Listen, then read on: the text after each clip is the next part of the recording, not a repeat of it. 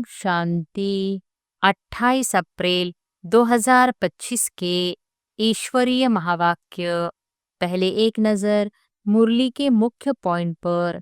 बाबा ने कहा, यह बुद्धि में अच्छी तरह याद रहना चाहिए, मुझ आत्मा का कनेक्शन है परमात्मा के साथ।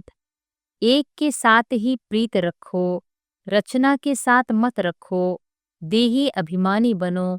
मेरे सिवाय और कोई देहधारी को याद करते हो तो इसको कहा जाता है देह अभिमान। आत्मा इस शरीर रूपी घर में आकर पाठ बजाती है, जैसे कि वह अपने को अंडर हाउस अरेस्ट कर देती है पाठ बजाने के लिए। है तो फ्री, परंतु इसमें प्रवेश कर अपने को इस घर में बंद कर पाठ बजाती है। आत्मा ही एक शरीर छोड़ दूसरा लेती है, पाठ बजाती है। और फिर बाबा ने कहा, बाबा के शरीर में भी तुम्हारा प्यार नहीं होना चाहिए, रिंचक मात्र भी नहीं। यह शरीर तो कोई काम का नहीं है। मैं इस शरीर में प्रवेश करता हूँ सिर्फ तुमको समझाने के लिए। बाप कहते हैं, मूढ़मती जो होंगे वह देह को याद करते रहेंगे, देह से प्यार रखेंगे। स्वच्छ बुद्धि जो होंगे वह तो अपने को आत्मा समझ परमात्मा को याद कर परमात्मा से सुनते रहेंगे। इसमें ही मेहनत है। बाप आकर सबको हसीन सुंदर बना देते हैं। जो भी धर्म स्थापन अर्थ आते हैं वह सब हसीन आत्माएं होती हैं। और फिर लास्ट में बाबा ने कहा, याद करना है एक को, देहधारी से प्रीत नहीं रखनी है। बुद्धि में यह रहे कि हम एक बाप के हैं, वही सब कुछ है। परमपिता परमात्मा को तो त्रिनेत्री कहा जाता है। उनको ज्ञान का तीसरा नेत्र है। त्रिनेत्री, त्रिकालदर्शी, त्रिलोकीनाथ, यह टाइटल उनको मिले हैं। एक में ही मोह रखना है, दूसरे कोई में मोह है तो गोया बाप से विपरीत बुद्धि है। बाप कितना समझाते हैं, मुझ बाप को ही याद करो, इसमें ही मेहनत है। याद की ही डिफिकल्ट सब्जेक्ट है। बाप के साथ योग रखने में कोई भी होशियार नहीं है। जो बच्चे याद में होशियार नहीं वह जैसे पंडित है। और अब सुनते हैं महावाक्यों को विस्तार से। मुरली का सार। मीठे बच्चे, तुम्हारा प्यार विनाशी शरीरों से नहीं होना चाहिए। एक विदेही से प्यार करो, देह को देखते हुए नहीं देखो। प्रश्न है, बुद्धि को स्वच्छ बनाने का पुरुषार्थ क्या है? स्वच्छ बुद्धि की निशानी क्या होगी? उत्तर है, देही अभिमानी बनने से ही बुद्धि स्वच्छ बनती है। ऐसे देही अभिमानी बच्चे अपने को आत्मा समझ एक बाप को प्यार करेंगे, बाप से ही सुनेंगे। लेकिन जो मूढ़मती है वह देह को प्यार करते हैं, देह को ही श्रृंगारते रहते हैं। ओम शांति। ओम शांति। किसने कहा और किसने सुना? और सत्संगों में तो जिज्ञासु सुनते हैं। महात्मा व गुरु आदि ने सुनाया, ऐसे कहेंगे। यहाँ परमात्मा ने सुनाया और आत्मा ने सुना। नई बात है ना? देही अभिमानी होना पड़े। कई यहाँ भी देह अभिमानी हो बैठते हैं। तुम बच्चों को देही अभिमानी हो बैठना चाहिए। मैं आत्मा इस शरीर में विराजमान हूँ। शिव बाबा हमको समझाते हैं, यह बुद्धि में अच्छी तरह याद रहना चाहिए। मुझ आत्मा का कनेक्शन है परमात्मा के साथ। परमात्मा आकर इस शरीर द्वारा सुनाते हैं। यह दलाल हो गया। तुमको समझाने वाला वह है, इनको भी वर्षा वह देते हैं। तो बुद्धि उस तरफ जानी चाहिए। समझो, बाप के 5-7 बच्चे हैं, उन्हों का बुद्धि योग बाप तरफ रहेगा ना, क्योंकि बाप से वर्षा मिलना है। भाई से वर्षा नहीं मिलता, वर्षा हमेशा बाप से मिलता है। आत्मा को आत्मा से वर्षा नहीं मिलता। तुम जानते हो, आत्मा के रूप में हम सब भाई भाई हैं। हम सब आत्माओं का कनेक्शन एक परमपिता परमात्मा के साथ है।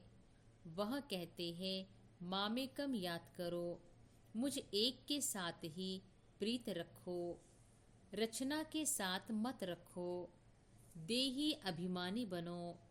मेरे सिवाय और कोई देहधारी को याद करते हो तो इसको कहा जाता है देह अभिमान। भले यह देहधारी तुम्हारे सामने है, परंतु तुम इनको नहीं देखो। बुद्धि में याद उनकी रहनी चाहिए। वह तो सिर्फ कहने मात्र भाई भाई कह देते हैं। अभी तुम जानते हो, हम आत्मा है, परमपिता परमात्मा की संतान है। वर्षा परमात्मा बाप से मिलता है। वह बाप कहते हैं, तुम्हारा लव मुझ एक के साथ होना चाहिए। मैं ही खुद आकर तुम आत्माओं की अपने साथ सगाई कराता हूँ। देहधारी से सगाई नहीं है, और जो भी संबंध है वह देह के यहाँ के संबंध है।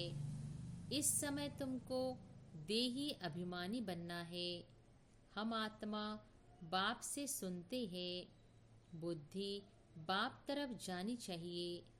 बाप इनके बाजू में बैठ हमको नॉलेज देते हैं। उसने शरीर का लोन लिया हुआ है।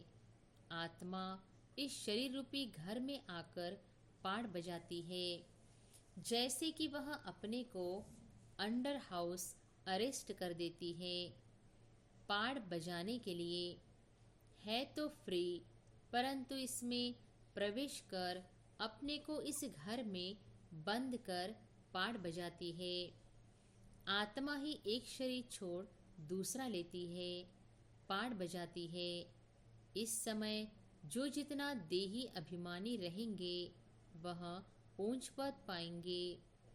बाबा के शरीर में भी तुम्हारा प्यार नहीं होना चाहिए, रिंचक मात्र भी नहीं। यह शरीर तो कोई काम का नहीं है। मैं इस शरीर में प्रवेश करता हूँ सिर्फ तुमको समझाने के लिए।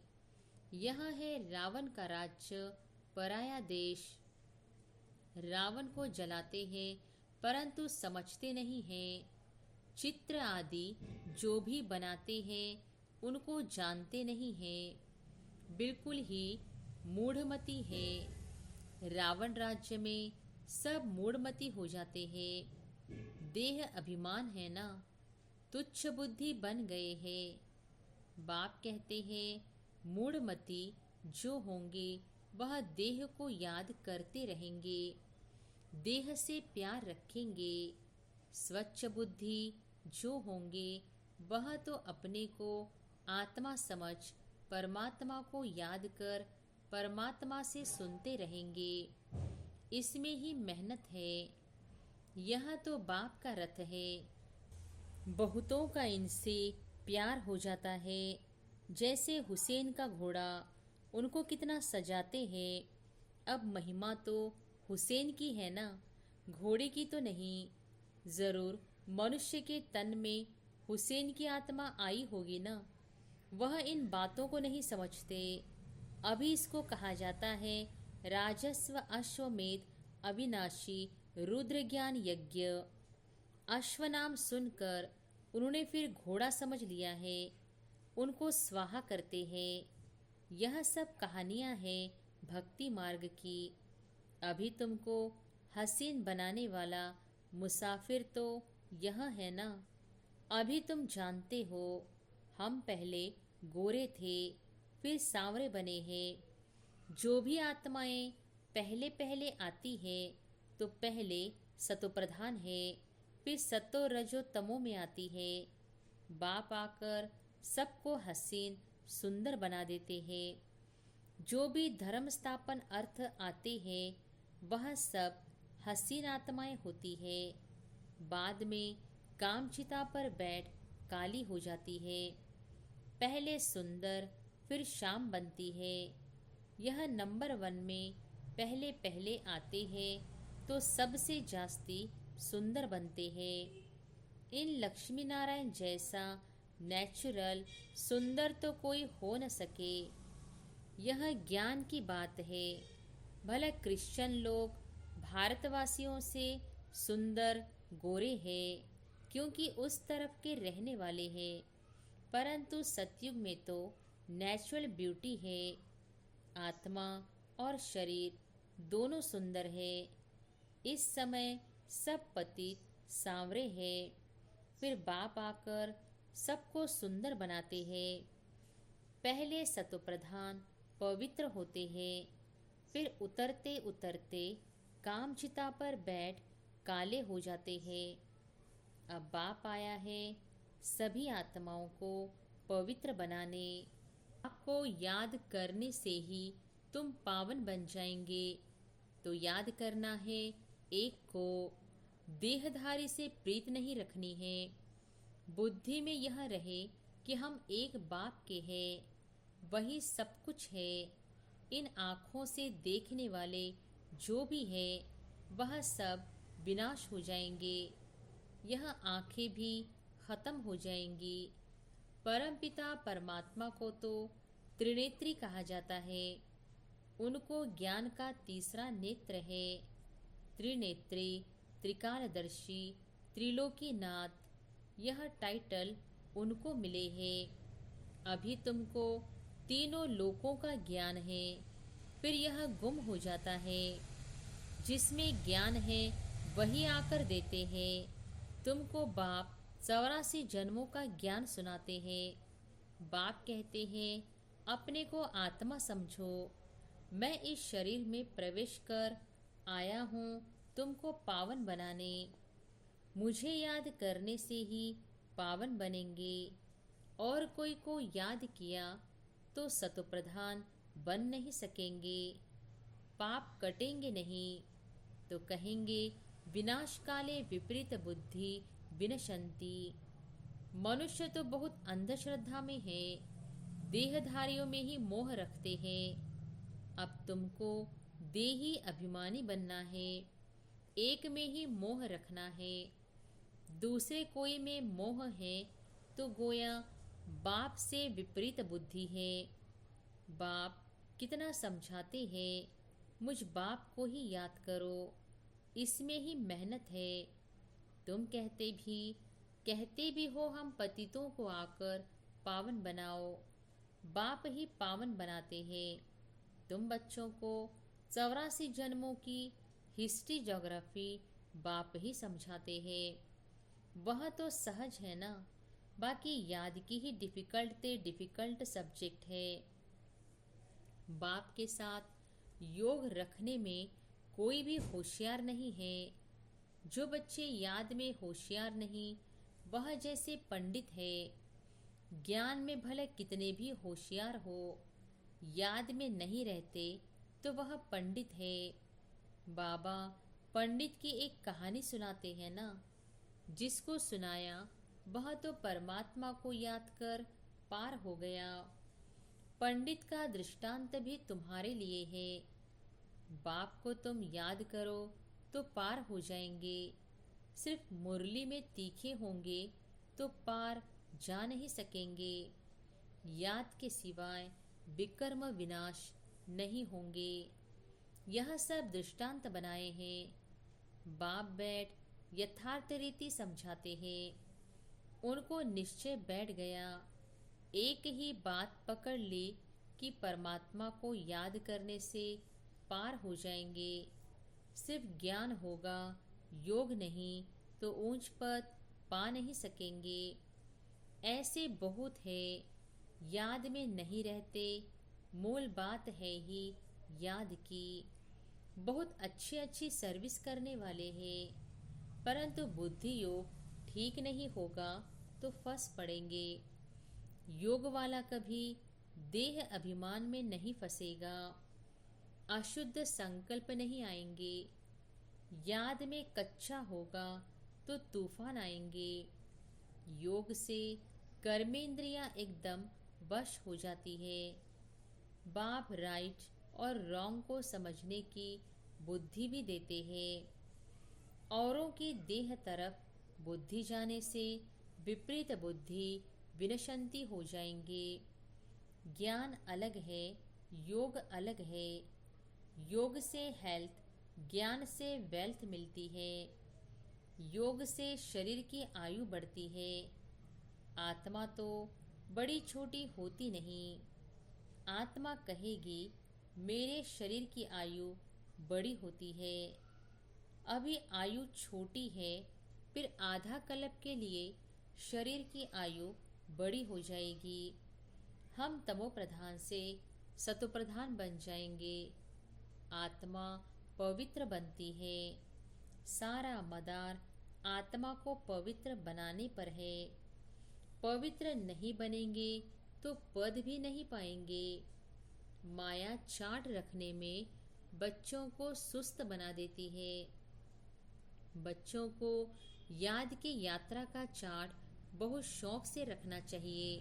देखना चाहिए कि हम बाप को याद करते हैं या और कोई मित्र संबंधी आदि तरफ बुद्धि जाती है। सारे दिन में याद किसकी रही अथवा प्रीत किसके साथ रही, कितना टाइम वेस्ट किया, अपना चार्ट रखना चाहिए। परंतु कोई में ताकत नहीं है जो चार्ट रेगुलर रख सके। कोई बिरला रख सकते हैं। माया पूरा चार्ट रखने नहीं देती है। चुस्ती निकल जाती है। बाप कहते हैं मामेकम याद करो। मैं तो सभी आशिकों का माशुक हूँ, तो माशुक को याद करना चाहिए ना। माशुक बाप कहते हैं आधा कल्प याद किया है, अब मैं कहता हूँ मुझे याद करो तो विकर्म विनाश हो जाए।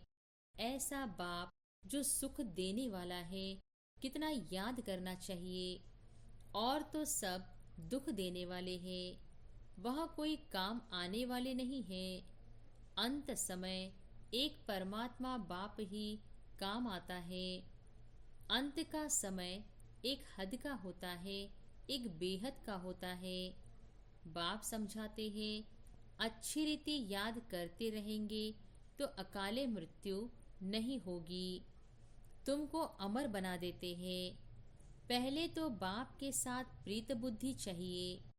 कोई के भी शरीर के साथ प्रीत होगी तो गिर पड़ेंगे, फेल हो जाएंगे, चंद्रवंशी में चले जाएंगे। स्वर्ग सतयुगी सूर्यवंशी राजाई को ही कहा जाता है। त्रेता को भी स्वर्ग नहीं कहेंगे। जैसे द्वापर और कलयुग है, तो कलयुग को रौरव नरक तमो प्रधान कहा जाता है।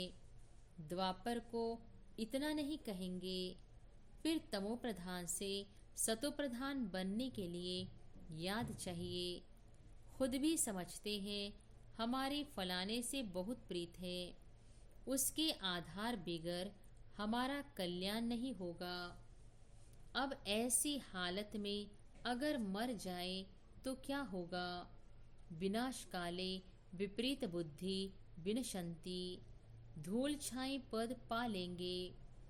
आजकल दुनिया में फैशन की भी बहुत बड़ी मुसीबत है।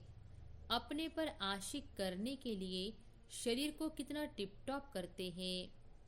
अब बाप कहते हैं बच्चे किसके भी नाम रूप में मत फंसो।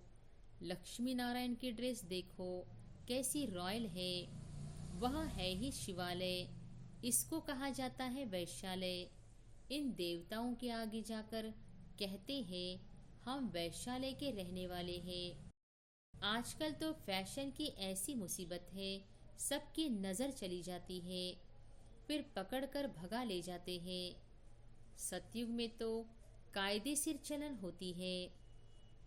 वहाँ तो नेचुरल ब्यूटी है ना, अंधश्रद्धा की बात नहीं। यहाँ तो देखने से दिल लग जाती तो फिर और धर्म वालों से भी शादी कर लेते हैं। अभी तुम्हारी है ईश्वरीय बुद्धि। पत्थर बुद्धि से पारस बुद्धि बाप के सिवाय कोई बना न सके। वह है ही रावण संप्रदाय। तुम अभी राम संप्रदाय बने हो। पांडव और कौरव एक ही संप्रदाय के थे। बाकी यादव है, यूरोपवासी। गीता से कोई भी नहीं समझते कि यादव यूरोपवासी है। वह तो यादव संप्रदाय भी यहाँ कह देते हैं। बाप बैठ समझाते हैं, यादव है यूरोपवासी जिन्होंने अपने विनाश के लिए यह मुसल आदि बनाए हैं। पांडवों की विजय होती है, वह जाकर स्वर्ग के मालिक बनेंगे। परमात्मा ही आकर स्वर्ग की स्थापना करते हैं। शास्त्रों में तो दिखाया है, पांडव गल मरे, फिर क्या हुआ, कुछ भी समझ नहीं। पत्थर बुद्धि है ना। ड्रामा के राज को जरा भी कोई जानते ही नहीं। बाबा के पास बच्चे आते हैं, कहता हूँ भला जेवर आदि पहनो। कहते हैं बाबा यहाँ जेवर शोभते कहाँ है। पतितात्मा पति शरीर को जेवर क्या शोभेंगे। वहाँ तो हम इन जेवरों आदि से सजे रहेंगे। अथाह धन होता है, सब सुखी ही सुखी रहते हैं। भले वहाँ फील होता है यह राजा है, हम प्रजा है। परंतु दुख की बात नहीं। यहाँ अनाज आदि नहीं मिलता है तो मनुष्य दुखी होते हैं। वहाँ तो सब कुछ मिलता है। दुख अक्षर मुख से निकलेगा नहीं। नाम ही है स्वर्ग। यूरोपियन लोग उनको पैराडाइज कहते हैं। समझते हैं वहाँ गॉड गॉडेज रहते थे, इसलिए उन्हों के चित्र भी बहुत खरीद करते हैं। परंतु वह स्वर्ग फिर कहाँ गया, यह किसको पता नहीं है। तुम अभी जानते हो यह चक्र कैसे फिरता है। नई सो पुरानी, पुरानी सो फिर नई दुनिया बनती है। देही अभिमानी बनने में बड़ी मेहनत है। तुम देही अभिमानी बनने से इन अनेक बीमारियों आदि से छूट सकेंगे। बाप को याद करने से ऊंच पद पालेंगे। अच्छा, मीठे मीठे सिकिलधे बच्चों प्रति माता पिता बाप दादा का याद प्यार और गुड मॉर्निंग। रूहानी बाप की रूहानी बच्चों को नमस्ते। धारणा के लिए मुख्य सार। पहली पॉइंट, किसी भी देहधारी को अपना आधार नहीं बनाना है। शरीरों से प्रीत नहीं रखनी है। दिल की प्रीत एक बाप से रखनी है। किसी के नाम रूप में नहीं फंसना है। दूसरी पॉइंट, याद का चार्ट शौक से रखना है। इसमें सुस्त नहीं बनना है। चार्ट में देखना है मेरी बुद्धि किसकी तरफ जाती है, कितना टाइम वेस्ट करते हैं। सुख देने वाला बाप कितना समय याद रहता है। वरदान है, गृहस्थ व्यवहार और ईश्वरीय व्यवहार दोनों की समानता द्वारा सदा हल्के और सफल भव। गृहस्थ व्यवहार और ईश्वरीय व्यवहार दोनों की समानता द्वारा सदा हल्के और सफल भव। सभी बच्चों को शरीर निर्वाह और आत्म निर्वाह की डबल सेवा मिली हुई है, लेकिन दोनों ही सेवाओं में समय का, शक्तियों का समान अटेंशन चाहिए। यदि श्रीमत का कांटा ठीक है तो दोनों साइड समान होंगे, लेकिन गृहस्थ शब्द बोलते ही गृहस्थी बन जाते हो तो बहानेबाजी शुरू हो जाती है। इसलिए गृहस्थी नहीं, ट्रस्टी है। इस स्मृति से गृहस्थ व्यवहार और ईश्वरीय व्यवहार दोनों में समानता रखो तो सदा हल्के और सफल रहेंगे। स्लोगन है, फर्स्ट डिवीजन में आने के लिए कर्मेंद्रिय जीत, माया जीत बनो। अव्यक्त इशारे, कंबाइंड रूप की स्मृति से सदा विजयी बनो। आपके शिव शक्ति के कंबाइंड रूप का यादगार सदा पूजा जाता है। शक्ति शिव से अलग नहीं, शिव शक्ति से अलग नहीं। ऐसे कंबाइंड रूप में रहो।